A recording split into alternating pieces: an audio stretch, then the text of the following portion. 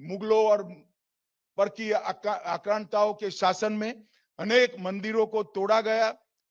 पिछले सप्ताह ही प्रमोद सावंत जी ने गोवा में सप्तकोटेश्वर मंदिर का पुनर्निर्माण किया।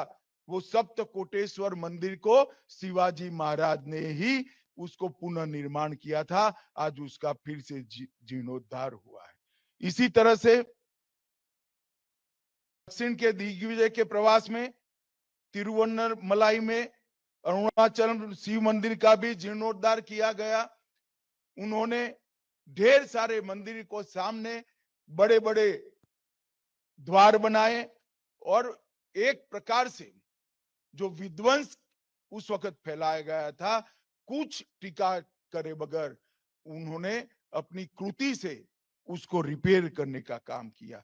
और शिवाजी महाराज से लेकर बाजीराव, नाना साहेब, माधवराव और अंत में पुण्य श्लोक अहल्याबाई, ये परंपरा चालू रही और ढेर सारे मंदिरों की पुनर्निर्मिति की यात्रा शुरू हुई। वो पुनर्निर्मिति भी शिवाजी महाराज ने शुरू की थी और आज हमारे देश के प्रधानमंत्री भी इसको आगे बढ़ा रहे हैं।